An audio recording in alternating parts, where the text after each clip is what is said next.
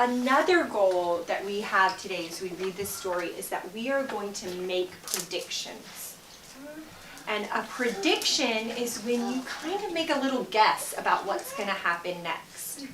So maybe if I looked outside and I saw really dark clouds in the sky, I might predict or guess that it's going to rain. We can also do that when we read stories. As we read stories, we can stop and think about what might happen next and make a little guess or a prediction.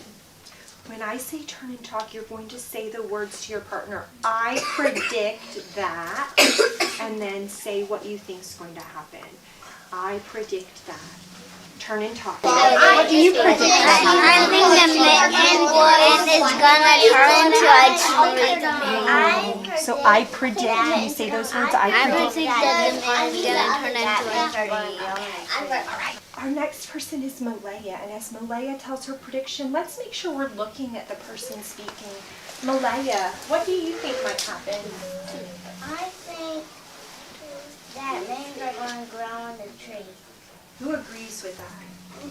Okay, so as we read, we'll see if our predictions are right. Sometimes we make really good guesses, and then it turns out that's what happens. But sometimes we make really good guesses, and then those things don't happen. So we'll just read, and we'll see if some of our predictions really happen in this book, The Mitten Tree. Now, each morning she opened her shutters and watched for new children to arrive. Shutters cover the windows of a house to keep the light out. Each morning she opened her shutters and watched for new children to arrive. When you talk to your partner, you need to use the words, I predict. I think she's going to make Can you use those words, I predict? I predict she's going to make mittens so they can make it more and he's So did you guys have the same prediction? When I was listening to James and Molly make their predictions, they had the same prediction of, I predict she's going to make him some mittens. Who agrees that that's what she might be doing? Let's keep reading. Can you say it again? I didn't get to hear you. I predict that she's going to give them to the children. What do you think? So you say you agree with Morgan? Can you say that? I agree with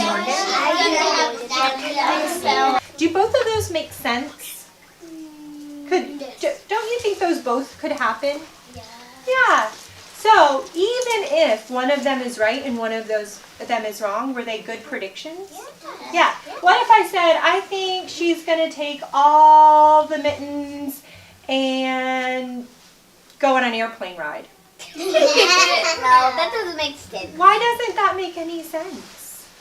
Is there anything that's happened in the book that makes us think there might be airplanes coming up? Has anything happened that talks about airplanes or makes us think that she's going somewhere? No, so if I predict she's going on an airplane, there's nothing that helps me think that. You're gonna be wrong. Are there things that help you think that she might put them on the tree? James, what happened so far that makes you think she might put them on the tree? Because the first one she put on the tree and the kids just kept looking for them. And Morgan, your prediction was that she is going to give them to the children. What has happened in the book that makes you think that? Because they haven't got to see her or talk to her yet. They haven't seen her talk to her yet. So do we have some really good reasons for our predictions? So does that make them good predictions or bad predictions? Good predictions. Was my prediction a good prediction or a bad prediction? Bad prediction. So you have to have some reason that you think that. And if the book doesn't give you any reasons, that prediction doesn't make sense. Let's read on.